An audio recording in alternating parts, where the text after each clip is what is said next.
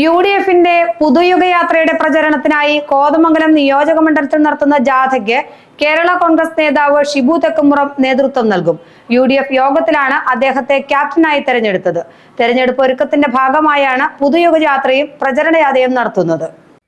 പ്രതിപക്ഷ നേതാവ് VD സതീശൻ നയിക്കുന്ന പുതുയുഗയാത്രയുടെ പ്രചരണത്തിനായി ഈ മാസം 13, 14, 15 എന്നീ തീയതികളിലാണ് കോതമംഗലത്ത് ജാഥ സംഘടിപ്പിക്കുന്നത്. ജില്ലാ കൺവീനർ കൂടിയായ കേരള കോൺഗ്രസ് നേതാവ് ഷിബു തെക്കുംപുറത്തെയാണ് ജാഥയുടെ ക്യാപ്റ്റനായി തെരഞ്ഞെടുത്തിരിക്കുന്നത്. പുതുയുഗയാത്രയും പ്രചരണ ജാഥയും വിജയിപ്പിക്കാൻ UDF നിയോജകമണ്ഡലം കമ്മിറ്റി തീരുമാനിച്ചു.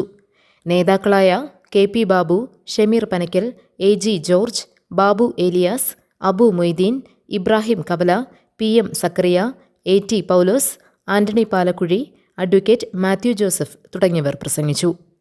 GTV news, Kothamangalam.